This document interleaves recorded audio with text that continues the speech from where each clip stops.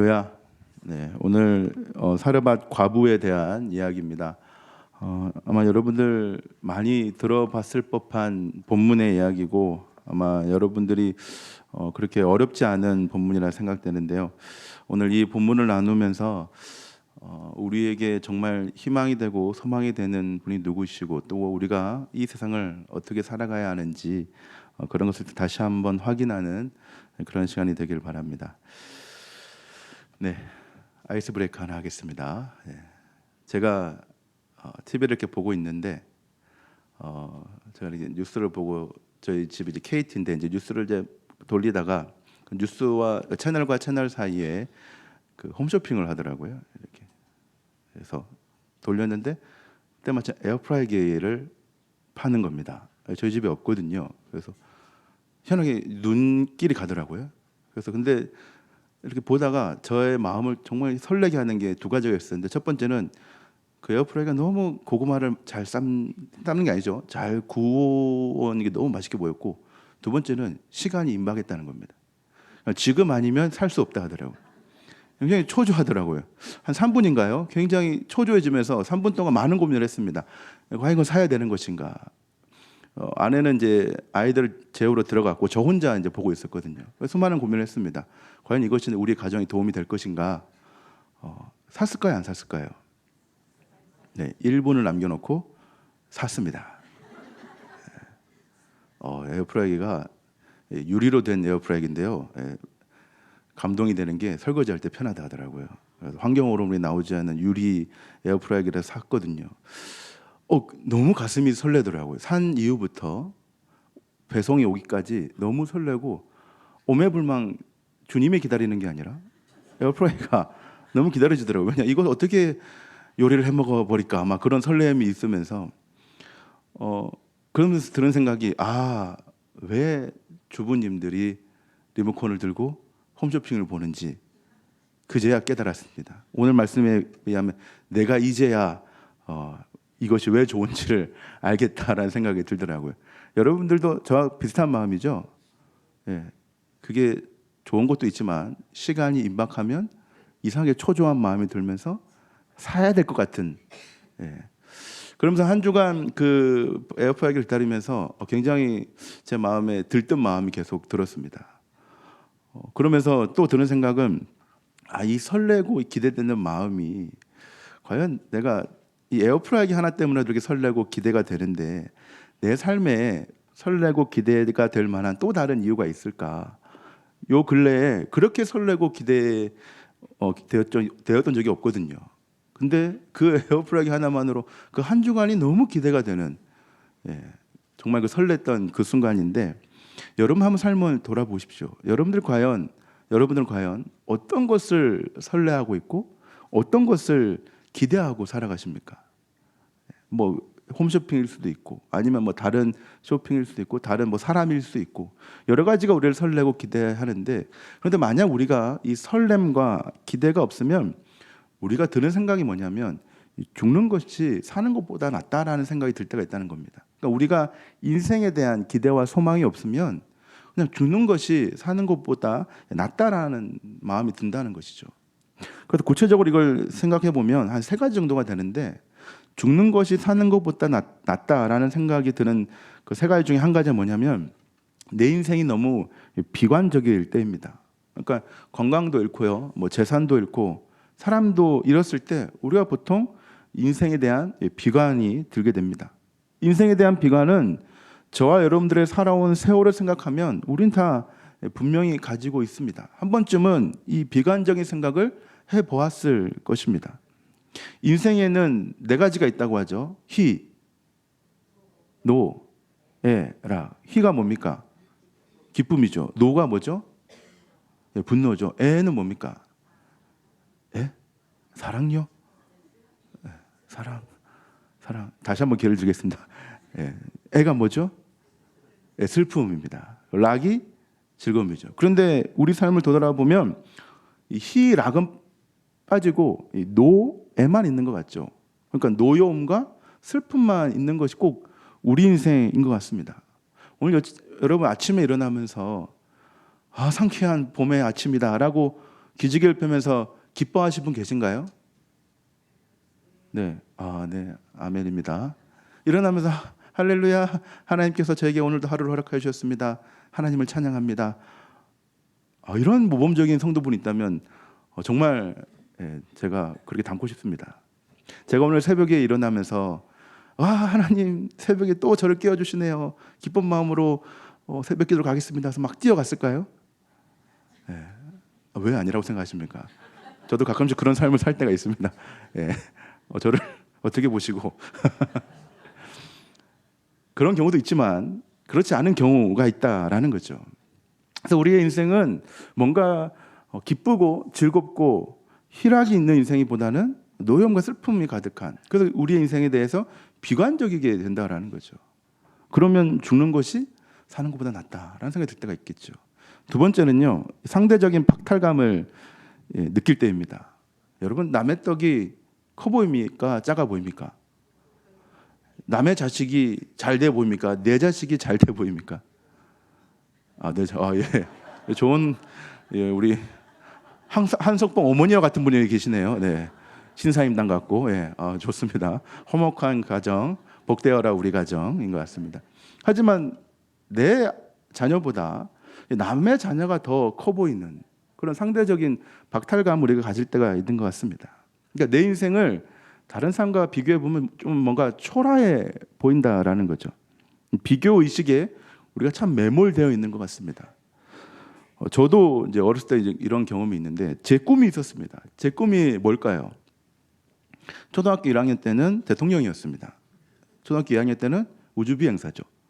초등학교 3학년 때는 그냥 뭐 아무 직장이나 뭐 했습니다. 왜 이렇게 내려갔을까요? 저희 성적이 그렇게 말해주고 있더라고요. 너는 대통령이 될 수 없어. 우주비행사가 될 수 없어. 그냥 직장이나 다녀라. 라는 그런 성적이 나오기 때문에 이제 포기했거든요.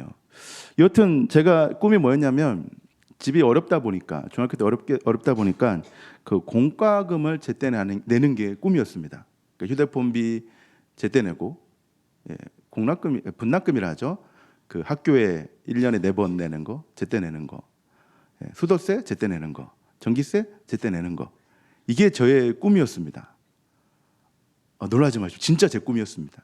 항상 휴대폰은 한 달을 내고 3달이 정지되고 한 달을 내고 3달이 정지. 왜냐하면 휴대폰 비가 계속 밀려가지고 저희 집이 제가 휴대폰 가지고 잘못을 했기 때문에 끊긴 게 아니라 저희 집 형편이 어려워서 휴대폰비가 끊기는 경우가 있었죠. 그리고 이제 분납금이죠. 학교에 내는 거. 한 1년에 2-3번은 서무실에 불려갑니다. 꼭 서무실에 계신 직원분들은 그 수업 시간에 부르더라고요. 수업 시간에 불러가지고 선무 선생님이 이제 나오라 하거든요. 밖으로. 그럼 왜 부를까요? 너에게 장학금을 줄 거야. 이렇게 부를까요? 아니죠. 엄마한테 얘기해. 분납금이 밀렸단다. 쉬는 시간에 빌리면 얘기하면 좋은데 친구들이 놀리죠. 학교에 돈 좀 내라고. 뭐 그렇게 해서 저는 이제 공과금, 이제 가정이 어느 정도 일정적으로 한 달에 내야 되는 공과금을 제때 내는 게 참 부러웠습니다. 친구들은 너무 부러웠고 많이 저 자신을 비교했죠. 그래서 평범한 삶을 살고 싶은 것이 저의 꿈이었습니다. 지금은 휴대폰비 잘 냅니다. 끊기는 일 없고. 그러면서 우리가 좀 인생에 대한 비관적인 생각이 들 때가 있고요. 세 번째는 내가 사람들에게 필요한 존재가 되지 않을 때 우리가 좀 삶에 대한 어려움을 느끼는 것 같습니다. 여러분, 우리가 이기적이기도 하지만 사람들에게 필요한 존재가 되고 싶어하는 것이 우리의 욕구입니다. 우리는 이제 교회, 가정, 친구 이런 관계 속에서 각자의 역할을, 포지션을 찾고 싶어 하죠. 하지만 내가 공동체 가운데 필요한 존재가 불필요한 존재가 된다면 이것만큼 고통스러운 것은 없을 것입니다. 그러니까 내가 어떤 한 공동체, 구역이든 교회든 필요한 존재, 정말 나를 사랑하는 그런 존재가 되고 싶은데 그런 경우를 겪지 못하면 우리는 인생에 대한 비관적인 생각이 들 때가 있다는 것이죠. 그래서 어떻게 보면 이 망자, 뜻이 뭐죠? 죽은 사람이라는 거죠. 이 망자라는 용어는 죽은 사람을 의미하기도 하지만 넓게 보면 인생에 그 어떤 소망도 없어서 사는 것보다 죽는 것을 더 바라는 마음도 어떤 망자의 한 모습이라 생각합니다. 인생에 대한 비관과 자기 연민으로만 똘똘 뭉쳐서 그 어떤 희망도 없는 인생 또한 망자의 한 모습이라는 것이죠. 물론 육체적인 죽음은 아닐 겁니다. 하지만 그 삶을 봤을 때 꼭 망한 사람, 죽은 사람의 모습과 같은 희망 없는 인생이 있을 수 있다라는 거죠. 오늘 등장하는 사르밧 과부를 생각해 보면요, 이 사르밧 과부는 그 망자의 삶을 살고 있었던 것 같습니다.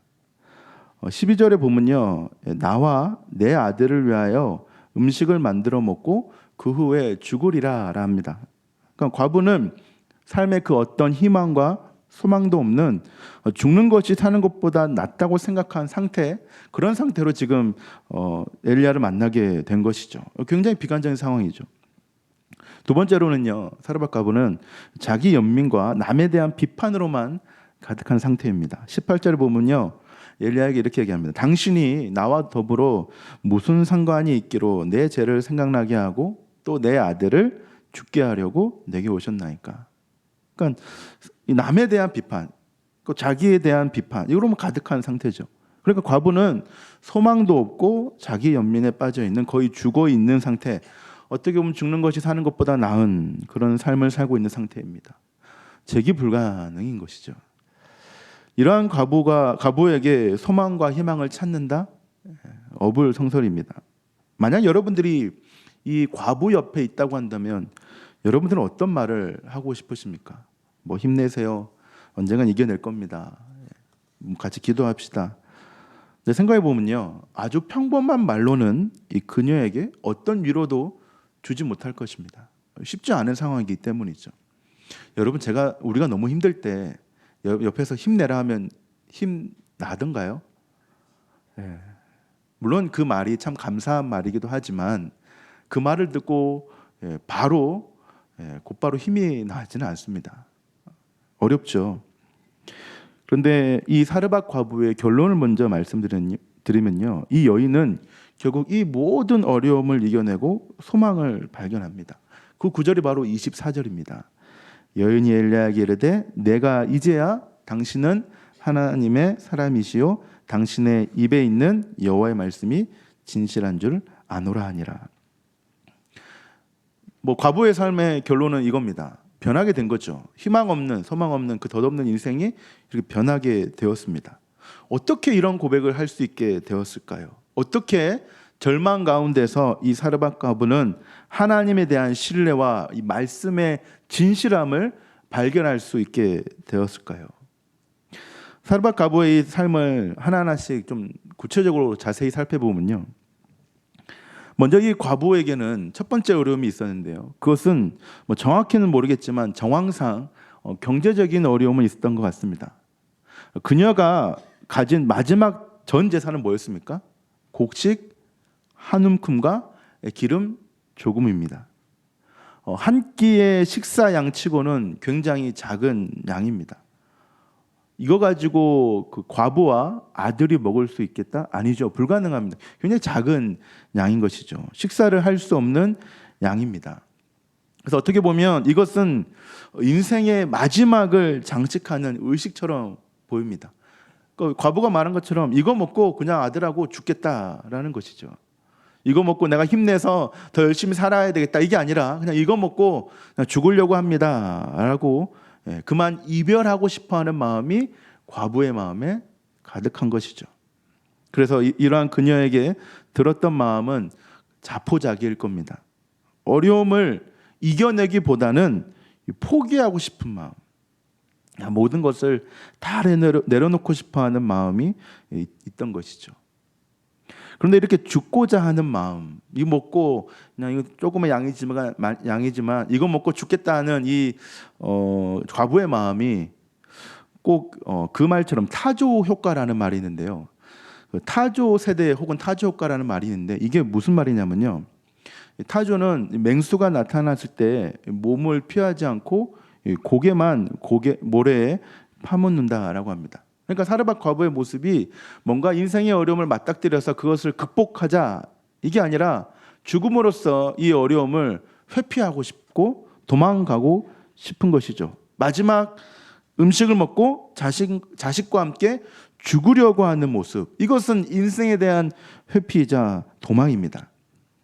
성도 여러분, 인간의 연약함은요, 어려움에 대해 직면하기보다는 회피하는 것이 일반적입니다.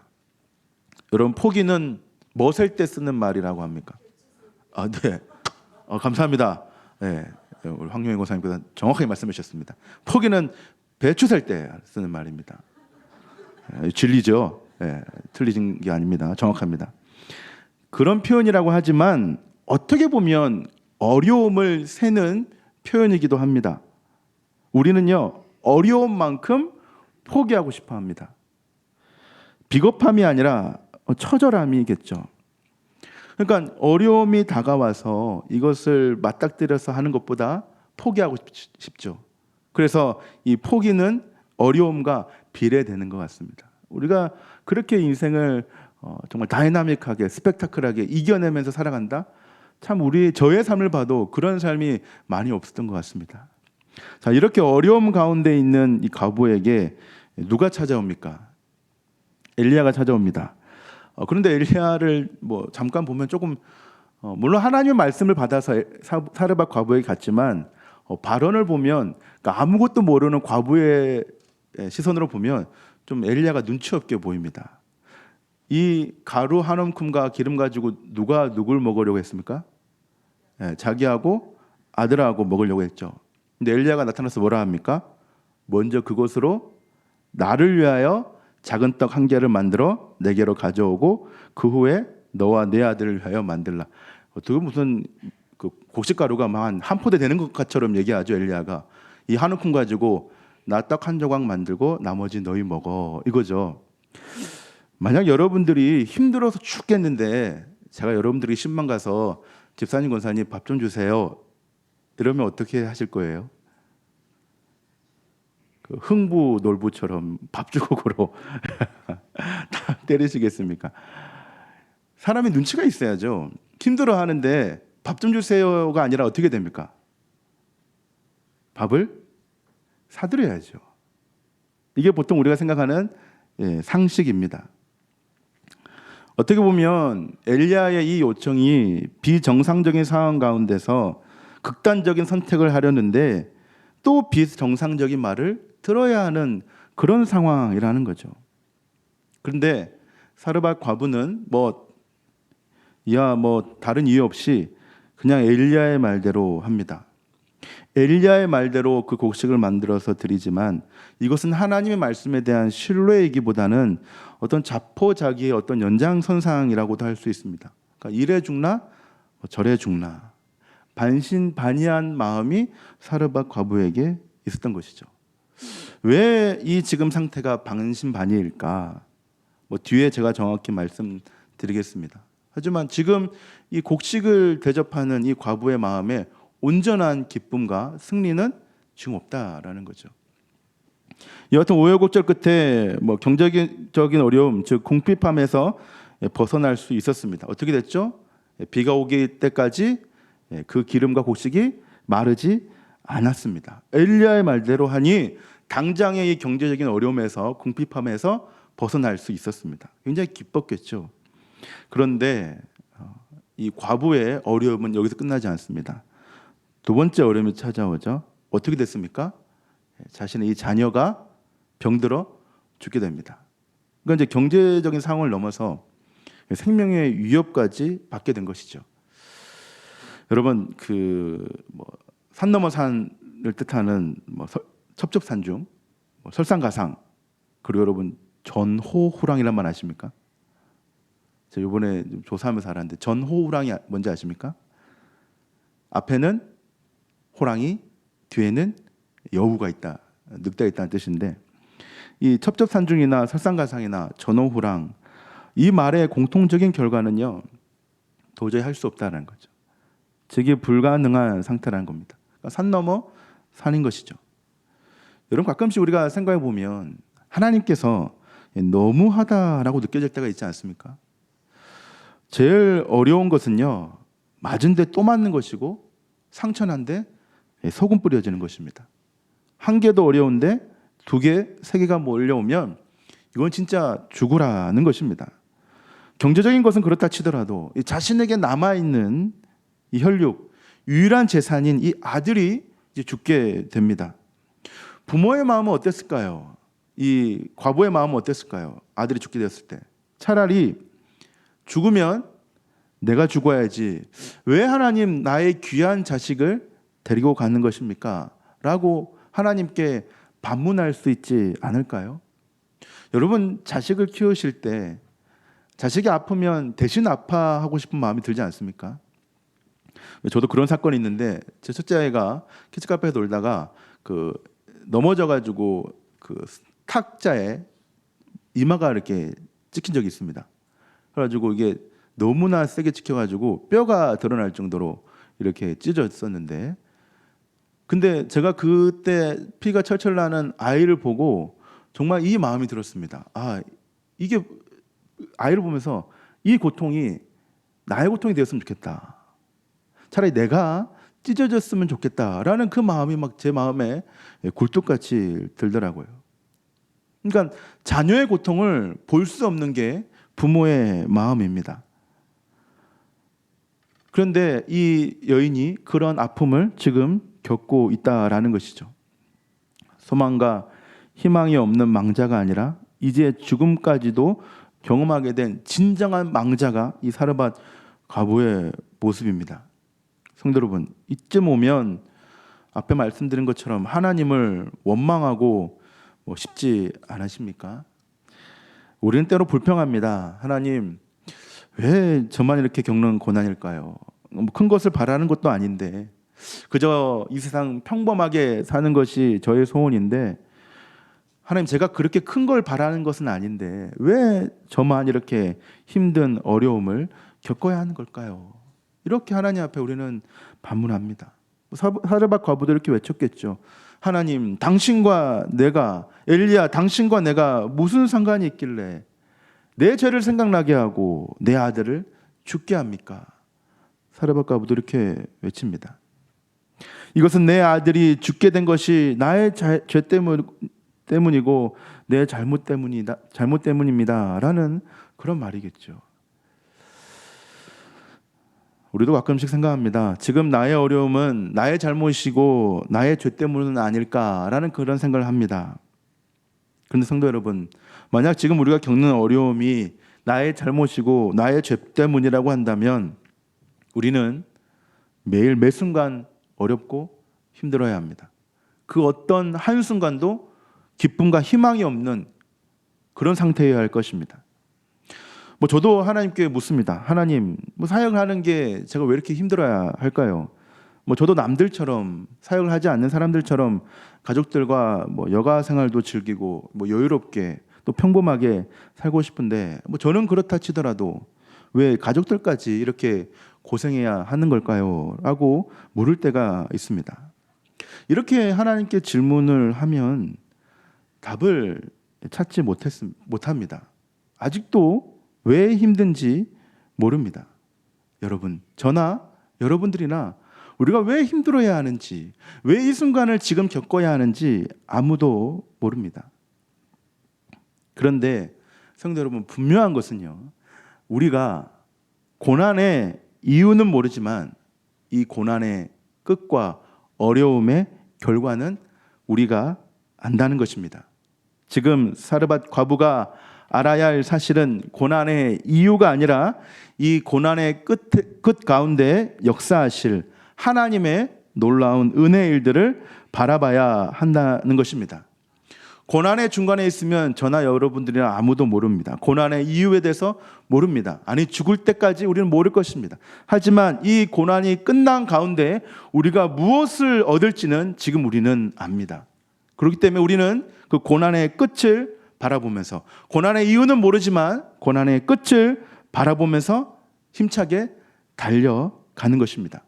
그렇기 때문에 우리는 이 어려움 가운데 고난의 끝을 바라보고 하나님을 향하여 달려가는 것을 보고 우리는 믿음이라고 합니다. 믿음은 내 눈에 보이지 않아도, 내가 느껴지지 않아도 온전히 하나님을 신뢰하며 하나님의 결과물을 기대하는 것, 그것이 우리에게 믿음이 된다는 것입니다. 성도 여러분, 오늘 제가 제목을 지었었는데 제목을 한번 볼까요? 조본 안 가져오셨습니까? 제목이 뭐냐면 망자가 되는 기적입니다. 그 첫 번째 망자는 우리가 흔히 쓰이는 죽은 사람 망자이고요. 제가 두 번째 망자할 때 망은 희망하다 망자를 썼습니다. 우리는 세상 가운데 이 망자의 삶을 살아가야 하는 것이 아니라 하나님을 바라보고 하나님을 믿으며 하나님을 기대하는 바라는 망자의 삶을 살아야 한다는 것입니다. 그런데 이 망자가 되는 기적은 하나님을 향한 믿음으로 시작됩니다. 무엇인가를 기대한다는 것은 어떤 대상에 대한 믿음과 신뢰가 있어야만 가능합니다. 사라밧 과부가 하나님에 대한 믿음을 가졌던 순간은 떨어지지 않는 가루나 기름이 아닙니다. 성도 여러분, 우리의 삶의 형편이 나아진다고 해서 믿음이 강화되는 것은 아닙니다. 그녀가 하나님에 대한 믿음을 가졌던 순간은 이 망자인 아들이 다시 살아나게 되었을 때, 여호와의 말씀이 진리이고 진실한 말씀으로 다가왔을 때 그녀의 마음에 믿음이 생겨났습니다. 24절입니다. 여인이 엘리야에게 이르되 내가 이제야 당신은 하나님의 사람이시요 당신의 입에 있는 여호와의 말씀이 무엇인 줄 아노라? 진실한 줄 아노라 하니라. 내가 이제야 당신은 하나님의 사람이시요 여호와의 말씀이 진실한 줄 아노라.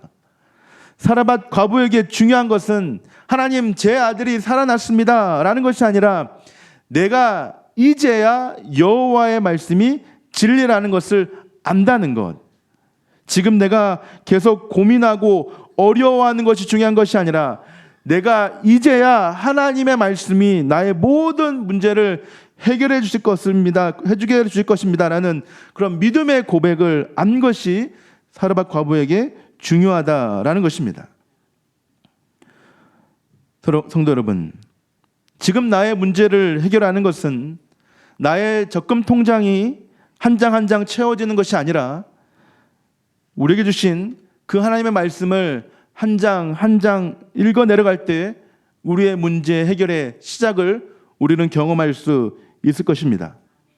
하나님의 진리의 말씀이 기적을 나타내는 것을 성도 여러분 믿으시기 바랍니다.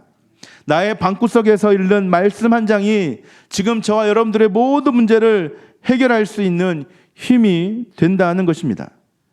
지금 저와 여러분과 자녀와 가족을 살릴 수 있는 것은 세상의 요행이 아니라 지금도 살아 역사하셔서 좌우에 날선 그 어떤 것보다 예리한 그분의 말씀을 믿는 것이 저와 여러분들 또 자녀들 모두가 온 가족이 살아날 수 있는 힘이 된다는 것입니다.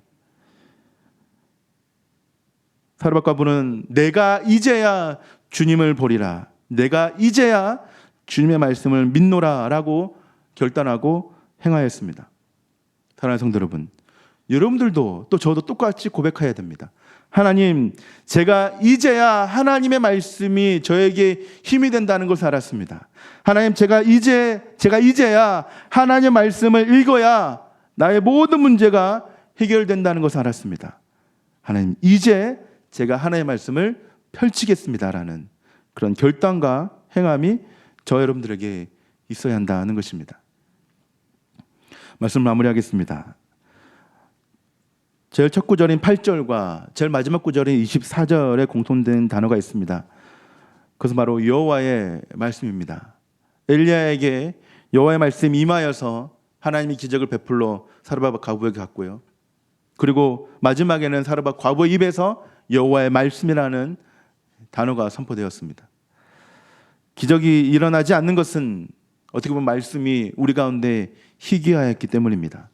사무엘상 3장 1절에 보면 이러한 말씀이 있습니다. 아이 사무엘이 엘리 앞에서 여호와를 섬길 때에는 여호와의 말씀이 희귀하여 이상이 흔히 보이지 않았더라. 기적을 베푸시지 않는 하나님을 원망하는 것이 아니라 오늘도 하나님의 말씀을 희귀하게 여기는 우리의 모습을 돌아보아야 할 것입니다. 어떻게 보면 오늘날 저와 여러분들의 문제는 하나님의 말씀을 믿지 않음에서 시작하지 않겠습니까? 하나님의 말씀을 기대하지 않는 것이 오늘 저와 여러분들의 패착이지 않겠습니까?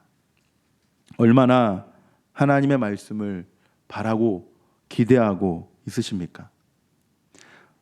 아까 전에 들었던 그 발할망자라는 단어의 어원을 살펴보면요, 이 발할망자는 전쟁에서 패망한 병사가 까치발을 하고 창문 틈 사이로 달을 바라보며 고향을 그리워하는 모습에서 유래되었다라고 합니다. 이 병사는 까치발을 하고 창문 틈에 있는 달을 바라보면서 고향을 그리워했답니다. 성도 여러분, 저와 여러분들은 까치발을 하면서 우리 인생의 틈 사이에 보이는 하나님의 그 분명한 말씀을 그리워하고 바라고 있으십니까? 오늘 우리가 하나님의 말씀을 그리워하지 않고 믿지 않는다면 저와 여러분들에게는 그 어떤 기적도 일어날 수 없습니다. 여러분, 죽어있는 망자가 아니라 하나님의 말씀을 바라고 하나님을 기대하는 그런 망자로 변하길 원합니다. 그리고 그런 하나님을 신뢰하고 믿으시기 바랍니다. 그것이 저와 여러분들의 기적의 시작인 줄 믿습니다. 오늘도 이런 하나님의 부르심 앞에 아멘으로 순종하며 나아가는 저와 여러분들이 되길 바랍니다.